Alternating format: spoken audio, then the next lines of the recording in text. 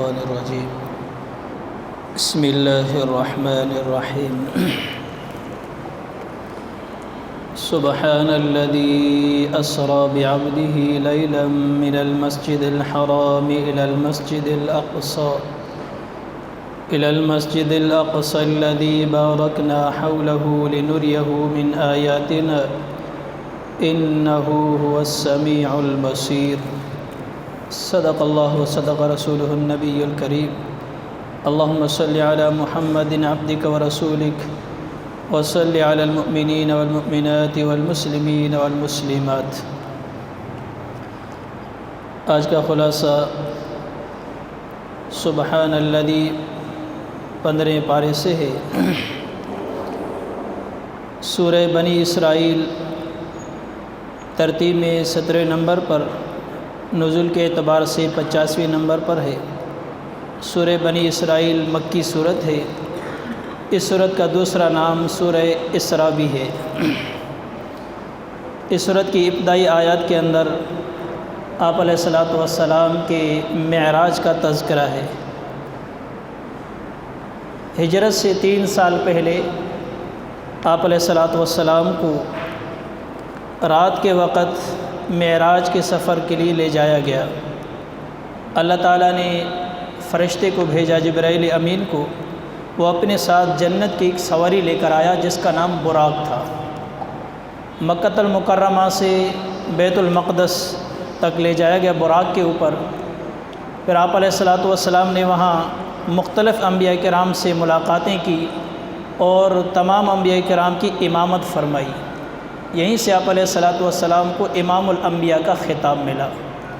پھر اس کے بعد آسمانوں کا سفر جاری ہوا، جبرائیل امین بھی ساتھ تھے، یہاں تک کہ 7ویں آسمان تک اللہ کے نبی کو لے جایا گیا۔ سدرۃ المنتہا پہ ایک درخت کے درمیان میں اللہ تعالیٰ سے ہم کلامی ہوئی، اور اس کے بعد پھر آپ علیہ الصلاۃ والسلام کو جنت بھی دکھائی گئی، جنت کی سیر کرائی گئی، اور جہنم کے مختلف عذابات کے بھی دکھائے گئے کہ کن لوگوں کو کن گناہوں کی وجہ سے کون سی سزا ہو رہی ہے۔ جہنم بھی آپ علیہ الصلاۃ والسلام کو دکھایا گیا، اور آپ علیہ الصلاۃ والسلام کو بیت المعمور بھی دکھایا گیا۔ بیت المعمور بیت اللہ کے بالکل عین اوپر ہے، جسے بیت المعمور کہتے ہیں، جس کے فرشتے جو ہے طواف کرتے رہتے ہیں۔ فرمائے کہ دن میں تقریباً 70,000 فرشتے طواف کرتے ہیں اس کا، بیت المعمور کا۔ اور جو ایک مرتبہ فرشتہ طواف کر لیتا ہے، اب دوبارہ اس کا قیامت تک نمبر نہیں آئے گا۔ اس سے اندازہ لگائی کہ فرشتوں کی تعداد کتنی زیادہ ہے۔ پھر جب آپ علیہ الصلاۃ والسلام کی وہاں سے واپسی ہوئی تو اللہ تعالیٰ نے امت کے لیے تحفہ دیا۔ وہ تحفہ کیا تھا؟ 50 نمازوں کا تحفہ۔ پھر آپ علیہ الصلاۃ والسلام جب نیچے تشریف لائے، حضرت موسیٰ علیہ السلام سے ملاقات ہو گئی۔ حضرت موسیٰ علیہ السلام نے پوچھا کہ امت کے لیے کیا ملا؟ آپ علیہ الصلاۃ والسلام نے فرمایا کہ میری امت کے لیے 50 نمازوں کا تحفہ ملا ہے۔ حضرت موسیٰ علیہ السلام نے درخواست کی کہ اللہ کے دربار میں واپس جائیے، درخواست کیجئے، یہ بہت زیادہ ہے، اس میں کمی کروائیے۔ چکر لگاتے گئے، یہاں تک کہ 9 چکر لگائے، ہر چکر میں 5 کم ہوتے رہے۔ جب یہ 5 نمازیں رہ گئی تو اللہ تعالیٰ نے فرمایا کہ میرے محبوب ہن خمسن ہن خمسون، 5 بھی یہی تو 50 بھی یہی، آپ کی امت پڑھے 5 ثواب وہی 50 کا عطا کروں گا، کیونکہ میرے تقدیر کے فیصلوں کے اندر کوئی تبدیلی نہیں ہوتی ہے۔ میں نے پہلے سے 50 لکھ دیے ہیں، ابھی اپنے میں تقدیر سے تبدیل نہیں کروں گا اس کو۔ ہاں تمہارے اوپر سے نمازیں کم کر دوں گا، ثواب میں کوئی کمی نہیں ہوگی۔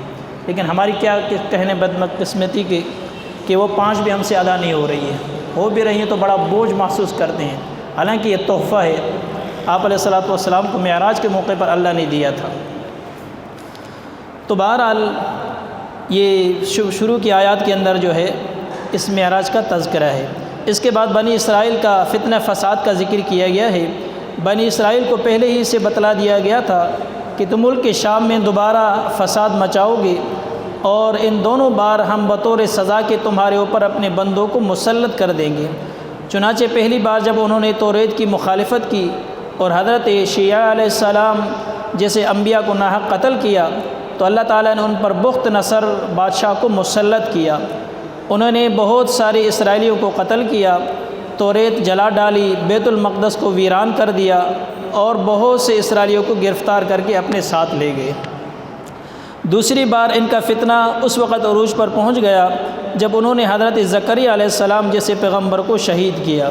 اس بار بھی بیبل کا ایک بادشاہ خردوس نام کا ان پر مسلط کر دیا گیا، اور یہی فتنہ فساد یہودیوں کی تاریخ میں رہا ہے۔ نبی اکرم صلی اللہ علیہ وسلم کے زمانے میں بھی انہوں نے جب جرائم اور سازشوں کی راہ اختیار کی تو اللہ نے مسلمانوں کو غلبہ عطا فرمایا۔ مسلمانوں نے یہودیوں کو جزیرہ عرب سے نکال کر باہر کر دیا۔ اس کے بعد ہٹلر نامی شخص ان پر خدائی کوڑا ثابت ہوا، جس نے بے شمار یہودیوں کو قتل کیا اور بہت ساروں کو زندہ جلا دیا۔ آج پھر ان کا فتنہ فساد عروج پر پہنچ چکا ہے۔ اب دیکھتے ہیں کہ ان پر اللہ تعالیٰ کا قہر کب نازل ہوتا ہے۔ یہ فتنہ فساد ان کی جڑوں کے اندر گھسا ہوا ہے۔ یہ یہودی جو ہے بغیر فتنے اور فساد کی دنیا میں رہ ہی نہیں سکتے ہیں۔ ہر جگہ پر جب بھی ان کا فتنہ فساد ہوتا ہے اللہ تعالیٰ ان پر عذاب بھیج دیتے ہیں۔ آگے تقریباً 8 رکوع میں اجتماعی زندگی کے 13 آداب ذکر کیے گئے ہیں کہ اللہ کے سوا کسی کی عبادت نہ کرو، اپنے والدین کی ساتھ بھلائی کرو، رشتہ داروں مسکینوں کا حق دو، اپنے مال کو فضول خرچ نہ کرو، نہ بخل کرو، نہ اتنا ہاتھ کھول دو کہ خود محتاج ہو جاؤ، اپنی اولاد کو بھوک کی ڈر سے قتل نہ کرو، جاندار کو ناحق قتل نہ کرو، یتیم کے مال میں ناجائز تصرف نہ کرو، وعدہ کرو تو اسے پورا کرو، ناپ تول میں پورا حق ادا کرو، جس چیز کے بارے میں تمہیں تحقیق نہ ہو اس کے پیچھے نہ پڑو، زمین پر اکڑ کر نہ چلو، اللہ کے ساتھ کسی کو معبود نہ ٹھہراؤ۔ یہ 13 قسم کے آداب جو ہیں تفصیل کے ساتھ اس صورت کے اندر بیان کیے گئے ہیں۔ آگے صورت کے آخر کے اندر مشرکین مکہ آپ علیہ السلام سے فرمائشی معجزات مانگتے رہتے تھے۔ وَقَالُوا لَن نُؤْمِنَ لَكَ حَتَّى تَفْجُرَ لَنَا مِنَ الْأَرْضِ يَنبُوعًا۔ ایک مرتبہ کہنے لگے کہ وہ ہر وقت مطالبت کرتے رہتے تھے، کبھی کہتے تھے کہ زمین سے چشمے جاری ہو جائیں آپ کے کہنے سے ہم دیکھ لیں، پھر آپ کو مان لیں گے کہ آپ سچے نبی ہیں۔ کبھی کہتے تھے جو ریگستان اور پہاڑی والی زمینیں ہیں ان میں انگوروں کے اور کھجوروں کے باغات لگا دیے جائیں آپ کے کہنے سے۔ کبھی کہتے تھے آسمان سے ہمارے اوپر کوئی ٹکڑا گرا دیا جائے، خود عذاب مانگتے تھے، ہمارے اوپر آپ کے کہنے سے کوئی آسمان سے لوہے کا ٹکڑا گر جائے، ہم میں سے کوئی مر جائے، ہم کو پتہ چلے گا کہ آپ سچے نبی ہیں۔ کیسے بیوقوف لوگ تھے۔ کبھی کہتے تھے کہ فرشتوں کو ہمارے سامنے بلاؤ کہ وہ ہمارے سامنے آ کر کہیں کہ یہ آپ کا نبی ہے۔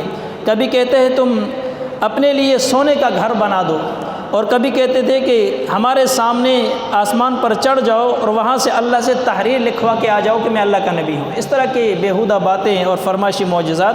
تو اللہ تعالیٰ نے آپ علیہ السلام کو تسلی دی کہ آپ فکر نہ کریں، اس جیسے لایانی مطالبات فراسی معجزات جو ہے پہلے بھی لوگ اپنے نبیوں سے مانگتے رہے ہیں، لیکن اللہ کی سنت اور دستور رہا ہے جب بھی کسی کا فرمائشی معجزہ پورا کیا گیا ہے تو وہ قوم نہیں مانی ہے تو اس پر اللہ کا عذاب آتا ہے۔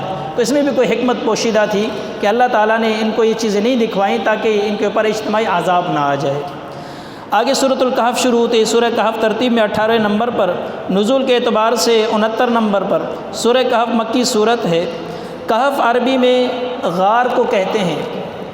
اس صورت کی فضیلت کے بارے میں متعدد احادیث وارد ہیں۔ حضرت ابو دردہ رضی اللہ تعالیٰ عنہ فرماتے ہیں کہ اللہ کے نبی نے ارشاد فرمایا کہ جو شخص سورہ کہف کی آخری 10 آیات پڑھے گا وہ دجال کے فتنے سے محفوظ اور معمور رہے گا۔ اور علماء فرماتے ہیں کہ سنت یہ ہے کہ جمعے کے دن یا رات میں سورۃ الکہف پڑھی جائے، کیونکہ نبی اکرم صلی اللہ علیہ وسلم نے فرمایا جو شخص جمعے کے دن سورہ کہف پڑھے گا اس کے لیے 2 جمعے کے درمیان میں نور کو منور کر دیا جائے گا۔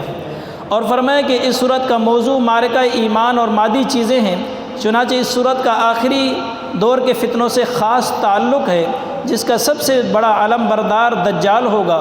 یہ صورت مسلمانوں کو دجال کے فتنے سے مقابلے کے لیے تیار کرتی ہے۔ اس صورت میں جو مثالیں گزری ہیں وہ سب ایمان اور مادیت کی کشمکش کو بیان کرتی ہیں۔ اس صورت میں چند قصے ذکر کیے گئے ہیں۔ ان میں سے پہلا قصہ اصحاب کہف کا ہے، دوسرا قصہ حضرت موسیٰ علیہ السلام اور حضرت خضر علیہ السلام کا ہے، تیسرا قصہ ذوالقرنین اور یاجوج و ماجوج کا ہے۔ اصحاب کہف یہ چند نوجوان تھے جنہوں نے دقیانوسی نامی بادشاہ بت پرستی پر جو ان کو مجبور کرتا تھا وہ ایسے شخص کو قتل کر دیتا تھا جو اس کی دعوت کو قبول نہ کرے۔ ان نوجوانوں کو پہلے تو دنیا کی لالچ دی گئی، لیکن جب وہ نہ مانے تو انہیں قتل کرنے کی دھمکی دی گئی۔ چند نوجوان تھے، ان کی تعداد اللہ ہی جانتا ہے، تقریباً 6 یا 7 یا 8 لوگ تھے۔ یہ اپنے ایمان کو بچانے کے لیے اپنے شہر سے ہجرت کر کے نکل گئے، یہاں تک کہ اکٹھے ہو کر ایک غار کے اندر چھپ گئے۔ اب جب غار میں گئے وہاں پر سوئے، اللہ تعالیٰ نے ان کو سلا دیا۔ کتنا سلا دیا؟ 309 سال تک، 3 صدیاں گزر گئیں، وہاں سوتے رہے۔ 309 سال جب گزر گئے، پھر ان کو حرکت ہوئی، اٹھے، اور اٹھنے کے بعد کہنے لگے ہو سکتا ہے ہم ایک دن سوئے ہیں۔ دوسرے نے کہا نہیں، ایک دن پورا نہیں سوئے ہیں، آدھا دن سوئے ہیں، کیونکہ جب ہم سوئے تھے سورج یہاں تھا، اب جب اٹھے ہیں تو سورج یہاں ہے، گویا کہ آدھا دن گزرا ہے۔ کسی نے کہا نہیں، پورا دن گزر چکا ہے۔ اس طرح بحث مباحثہ ہوا، پھر آپس میں کہنے لگے اس بحث کو چھوڑ دو، کام کی بات کرو، بھوک لگی ہوئی ہے، ایک بندہ جا کے وہاں سے شہر سے کھانا خرید کے لائے، لیکن احتیاط کے ساتھ جائے، احتیاط کے ساتھ واپس آئے، ایسے نہیں کسی کو پتہ چل جائے ہمارے بارے کے اندر۔ ایک بندہ گیا، وہ اس زمانے کے سکے لے کر اپنے ساتھ، اور گیا کسی ہوٹل والے کے پاس، اس سے کھانا لیا، اور کھانا لینے کے بعد جب اس نے پیسے طلب کیے تو یہ اس نے سکے دے دیے، 3 صدیاں پرانے سکے۔ جب اس بندے نے دیکھے کہ یہ سکے کون سے ہیں، کس زمانے کے ہیں، سکوں کے اوپر اس وقت جیسے آج کل نوٹوں کے اوپر سن لکھا ہوتا ہے، اسی طرح وہ سن بھی لکھا ہوا تھا، اس بادشاہ کا نام بھی لکھا ہوا تھا جو دقیانوس بادشاہ تھا۔ تو چونکہ ان کے پرانے قصوں کے اندر یہ بات چلی آ رہی تھی کہ کچھ لوگ تھے جو غائب ہو گئے ہیں، جن کو اصحاب کہف کہا جاتا تھا۔ جب انہوں نے سکے دیکھ لیے تو بڑا حیران ہوا، ادھر اس کو بتایا، دوسرے کو، تیسرے کو، ایسے شور سمجھ گیا پوری بازار کے اندر، لوگ جمع ہو گئے، ان کو پکڑ لیا اور بادشاہ کے پاس لے گئے۔ اس وقت جو بادشاہ تھا وہ بڑا موحد بادشاہ تھا، مسلمان بادشاہ تھا۔ اس نے سارا ان سے واقعہ سنا، اس کے بعد وہ اپنے ساتھ لے کر اور ساتھیوں کے پاس گیا، وہاں جا کر ان سے کہا کہ آپ ذرا غار کے باہر ٹھہر جاؤ، میں اندر جاتا ہوں، اپنے ساتھی کو مطلع کرتا ہوں، پھر اس کے بعد آپ اندر آنا۔ جیسے ہی وہ ساتھی اندر چلے گئے پھر غائب ہو گئے، اب قیامت تک وہ غائب ہی رہیں گے، ابھی کسی کو ملا نہیں ابھی تک، وہ لوگ کہاں ہیں، وہ غار کہاں ہیں، اس کے بارے میں بھی صحیح علم اللہ کے پاس ہے۔ تو بہرحال فرمایا کہ اس قصے سے ہمیں سبق حاصل یہ ہوتا ہے کہ مومن کو ایمان کے بارے میں بڑا حساس ہونا چاہیے۔ اگر خدا نخواستہ کبھی ایسا مرحلہ آ جائے جہاں دین اور دنیا کا معاملہ ہو تو اسے اپنے دین کی حفاظت کرنی چاہیے، دین کی حفاظت کو ترجیح دینی چاہیے۔ اگرچہ جان جا رہی ہے تو جانے دے، مال جا رہا ہے، رشتہ دار جا رہا ہے، سب کو جانے دے، لیکن دین کو بچانا یہ بڑی کام کی چیز ہے جیسے ان لوگوں نے کیا تھا۔ اس کے بعد وَلَا تَقُولَنَّ لِشَيْءٍ إِنِّي فَاعِلٌ ذَلِكَ غَدًا، یہاں سے یہودیوں کا ایک سوال جواب آپ علیہ الصلوۃ والسلام سے، بلکہ مشرکین کا سوال جواب تھا۔ مشرکین نے ایک وفد بھیجا مدینے کی طرف یہودیوں کے بڑے عالموں کے پاس کہ جا کے یہود و نصارہ کے بڑے بڑے عالم ہیں، ان سے پوچھ کر آ جاؤ، ہمارے علاقے میں ایک نبی آیا، ایک بندہ آیا ہوا جو نبوت کا دعویٰ کر رہا ہے، آپ اہل کتاب لوگ ہو، کیا آپ کے توریت اور انجیل کے اندر یا زبور کے اندر اس طرح کی کوئی نشانی آپ کو ملی ہے جو یہ نبی دعویٰ کر رہا ہے؟ جب یہ ان کے یہود کے علماء کے پاس آئے تو انہوں نے کہا کہ اس نبی سے آپ 3 سوال پوچھو، اگر ان 3 سوالوں کا جواب دے دیا تو یہ سچا نبی ہے، اور اگر ان تینوں سوالوں کا جواب نہیں دیا تو بس یہ سچا نہیں ہے۔ 3 سوال کون سے تھے؟ فرمایا کہ ان سے پوچھو کہ اصحاب کہف کون لوگ تھے، اصحاب کہف کے بارے میں پوچھو، وہ کب گزرے ہیں، کون تھے، اور دوسرا یہ پوچھو کہ یہ ذوالقرنین کون تھا، تیسرا یہ پوچھو کہ یہ روح کیا چیز ہے۔ 3 سوال۔ جب یہ مشرکین کا وفد واپس آیا، آپ علیہ الصلوۃ والسلام کے پاس آ گئے کہ آپ کو ہم نبی مان لیں گے جب تک آپ ان 3 سوالوں کا جواب ہمیں نہیں دیں گے۔ آپ علیہ الصلوۃ والسلام فرمائے پوچھو کون سے 3 سوال ہیں، تو انہوں نے کہا کہ یہ ہمارے 3 سوال ہیں۔ آپ علیہ الصلوۃ والسلام کو چونکہ ابھی تک علم نہیں دیا گیا تھا، آپ نے فرمایا کہ آپ کل آ جائیے گا، میں ان سوالوں کا جواب کل آپ کو دوں گا۔ آپ علیہ الصلوۃ والسلام نے دل میں یہ سمجھا کہ اللہ تعالیٰ بطور وحی کے ذریعے سے مجھے بتا دیں گے تو کل ان کو میں بتا دوں گا، لیکن آپ علیہ الصلوۃ والسلام یہاں پر انشاءاللہ کہنا بھول گئے۔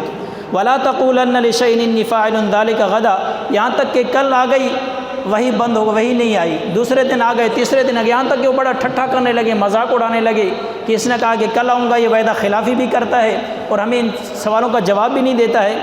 روایات مختلف فرماتے ہیں 16 یا 17 دن تک وہی بند رہی، یہ لوگ مذاق اڑانے پہ اتر آئے۔ اس کے بعد جب وہی آ گئی تو اللہ نے فرمایا کہ وَلَا تَقُولَنَّ لِشَيْءٍ إِنِّي فَاعِلٌ ذَلِكَ غَدًا، اے میرے محبوب کسی کام کے متعلق ایسے مت کیجئے کہ میں کل کروں گا، إِلَّا أَن يَشَاءَ اللَّهُ، مگر یہ کہ انشاءاللہ اس کے ساتھ کہا کرو۔ دیکھو آپ علیہ الصلوۃ والسلام کو تنبیہ فرمائی ہے اللہ تعالیٰ نے۔ اصل تو بتلانا اور مقصود اور حکم تو امت کو ہے کہ قیامت تک لوگ آئیں گے کہ جب بھی تمہیں کوئی کام کرنے کا ارادہ ہو تو اس کے درمیان میں ایسے ڈائریکٹ مت کہا کرو کہ کل میں یہ کام کروں گا، بلکہ انشاءاللہ کہا کرو۔ انشاءاللہ کہنے سے اللہ کی مدد اور نصرت تمہارے ساتھ شامل حال ہو جائے گی۔ اور اس کے بعد وَقُلِ الْحَقُّ مِن رَبِّكُمْ فَمَنْ شَاءَ فَلْيُؤْمِنْ وَمَنْ شَاءَ فَلْيَكْفُرْ۔ یہاں سے ناشکرے اور اپنے دین کی حفاظت نہ کرنے والے لوگوں کی مثال بیان کی گئی، اور اس کے بعد پھر ایسے لوگوں کی مثال بیان کی گئی جو اپنے دین کی حفاظت کرتے ہیں۔ اس کے بعد وَاضْرِبْ لَهُم مَثَلَ الرَّجُلَيْنِ، یہاں سے بنی اسرائیل کے دو شخص تھے، دو بھائی تھے، ان کو وراثت کے اندر بہت بڑا مال ملا تھا۔ ایک بھائی نے تو خرچ کر دیا، دوسرے بھائی نے اپنے لیے جمع کر دیا، مزید اس کو بڑھا دیا، یہاں تک کہ اس کے باغات، اس کے مال و متاع اتنی زیادہ بڑھ گئے کہ وہ تکبر اور سرکشی پر اتر آیا، وہ اتراتا ہوا تکبر کے ساتھ گھومتا تھا۔ یہ بھائی اس کو دوسرا کہتا تھا جو مسلمان بھائی تھا کہ بھائی اتنا تکبر نہیں کرو، اتراؤ نہیں اس مال پر، یہ مال آنے جانے والی چیز ہے۔ وہ کہتا تھا نہیں نہیں، یہ مال آنے جانے والی چیز نہیں ہے، تم بے وقوف ہو، آپ نے مال ضائع کر دیا، میں نے اپنے مال کو سنبھالا ہوا، میرے سے مال کیسے ضائع ہو سکتا ہے؟ جب میں اپنے مال کی حفاظت کر رہا ہوں تو ضائع کیسے ہوگا؟ میری مرضی میں جیسے چاہوں خرچ کروں، جیسے کروں۔ اس نے بہت سمجھایا، وہ سمجھا نہیں۔ اللہ کا کرنا یہ ہوا کہ اس کے بہت بڑے باغات تھے جن پر اتراتا تھا، فخر کرتا تھا۔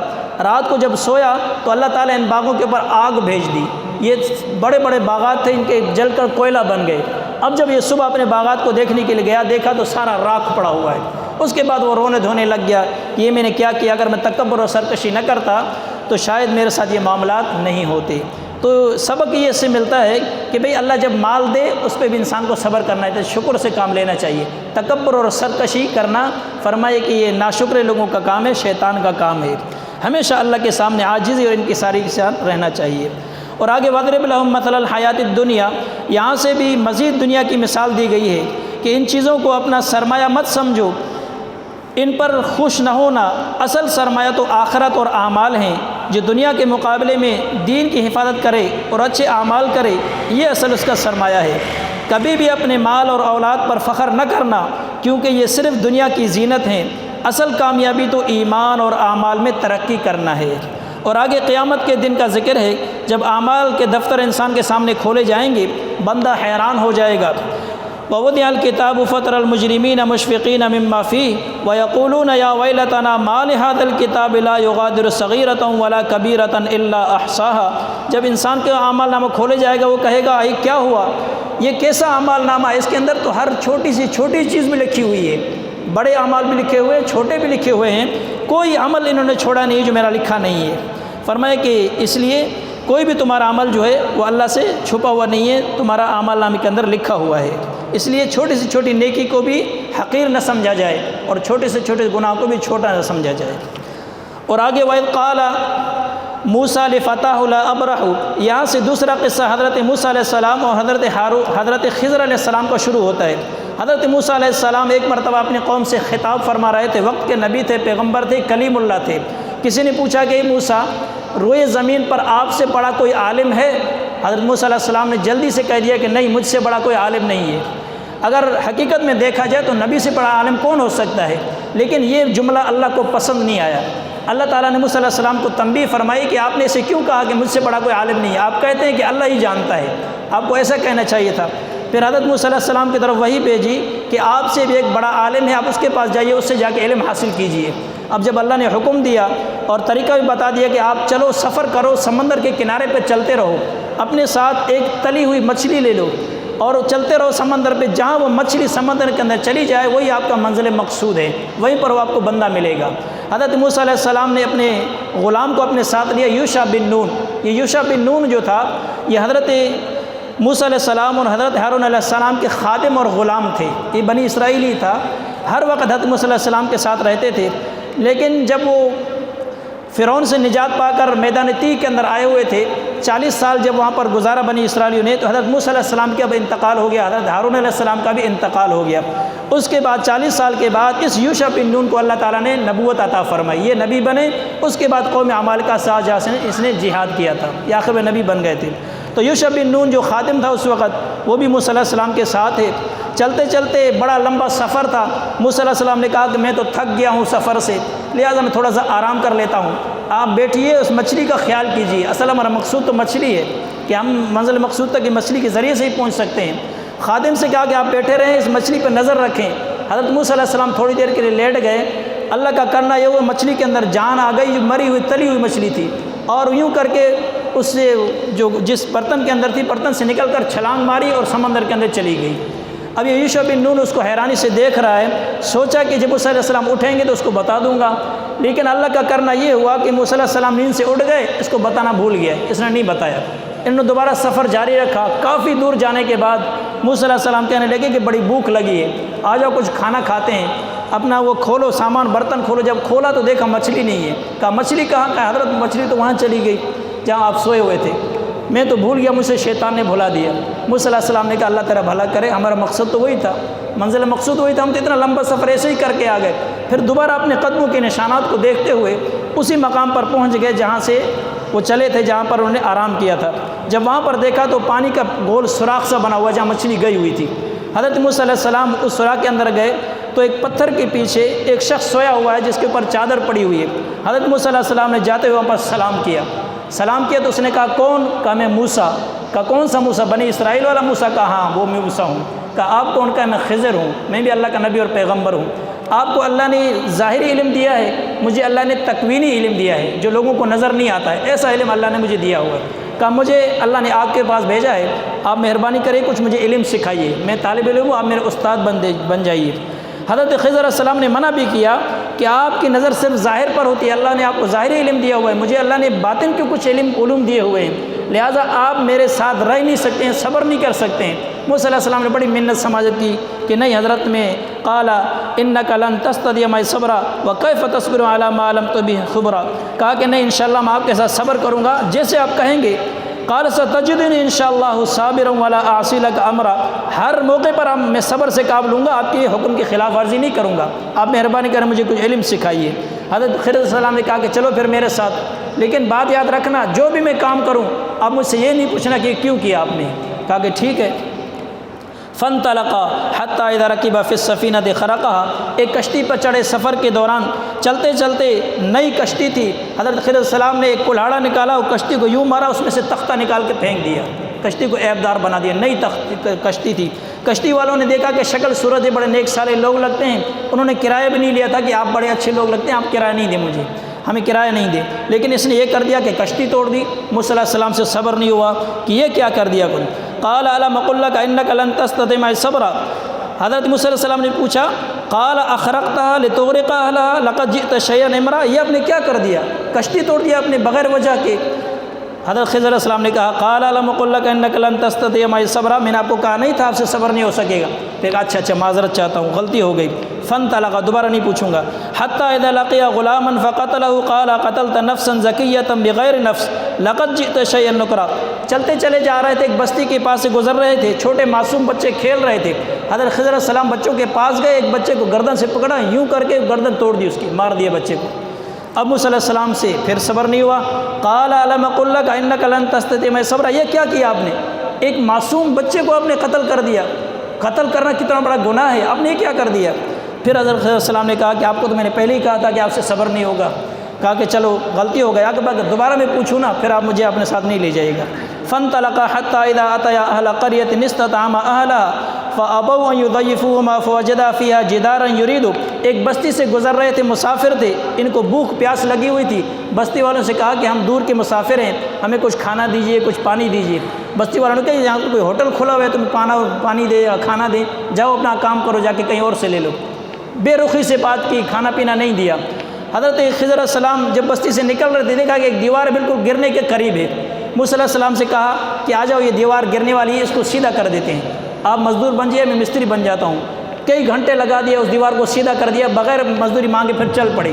موسیٰ علیہ السلام کو بڑا غصہ آیا ہوا تھا، صبر نہ ہوا، یہ ہم نے کیا کیا حضرت، ایک تو انہوں نے ہمیں نہ کھانا دیا نہ اکرام کیا، اور اوپر سے فری میں آپ نے مجھ سے مزدوری کروائی، ان کی دیوار ٹھیک کر دیا آپ نے۔ حضرت خضر علیہ السلام نے کہا بس، قال هذا فراق بینی و بینک، تیرا راستہ الگ میرا راستہ الگ۔ اب آپ نے کہا تھا کہ میں سوال نہیں کروں، آپ نے پھر سوال کر دیا، اب ان سوالوں کی حقیقت سن لیجئے، اس کے بعد اپنا راستہ الگ کر دیجئے۔ اما السفینۃ فکانت لمساکین یعملون فی البحر فاردت ان اعیبها وکان وراءهم ملک یاخذ کل سفینۃ غصبا، وہ جو میں نے کشتی کو عیبدار بنایا تھا اس کی وجہ یہ تھی، یہ یتیم بچوں کی کشتی تھی جن پر ان کا گزر سفر ہوتا تھا، آگے ایک ظالم بادشاہ رہتا تھا جس کو جو نئی کشتی پسند آتی تھی اس پر وہ قبضہ کر لیتا تھا، اس کشتی کو چھین لیتا تھا، اس لیے میں نے کشتی کو عیبدار بنا دیا تاکہ وہ بادشاہ ان سے چھینے نہیں اور ان کی روزی روٹی چلتی رہے۔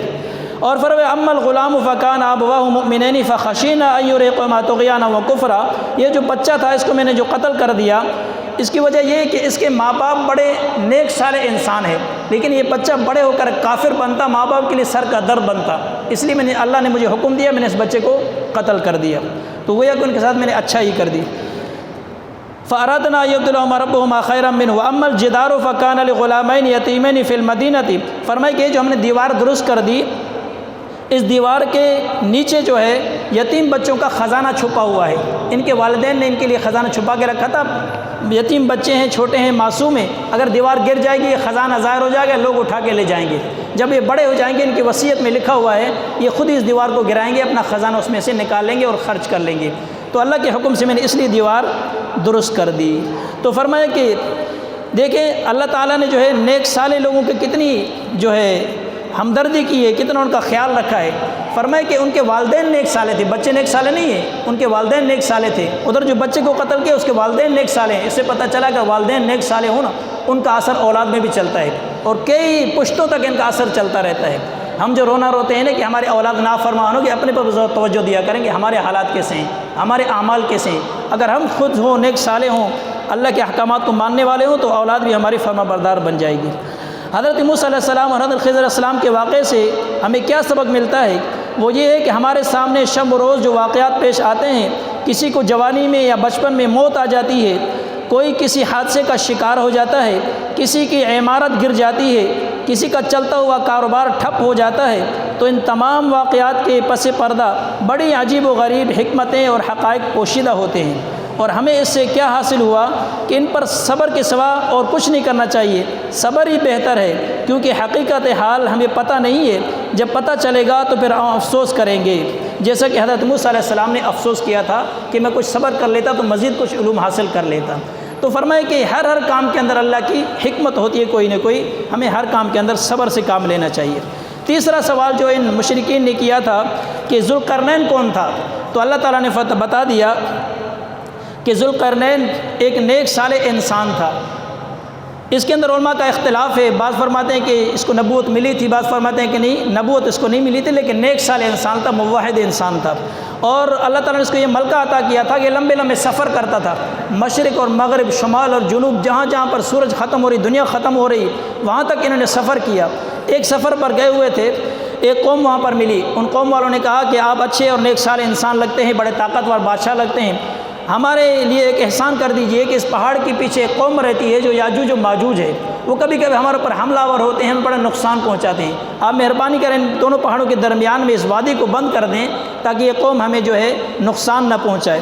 تو حضرت ذوالقرنین نے جو ہے بڑی محنت اور کوشش سے بہت بڑی دیوار بنائی، لوہے کی تختیاں لگائیں، اس کے اوپر پگھلا ہوا سیسہ ڈال دیا، مضبوط دیوار بنا کر چھوڑ دیا تاکہ یہ یاجوج ماجوج باہر نہ نکلے، لیکن فرمایا کہ جب اللہ چاہے گا تو یہ دیوار ٹوٹے گی، یاجوج ماجوج باہر آئیں گے۔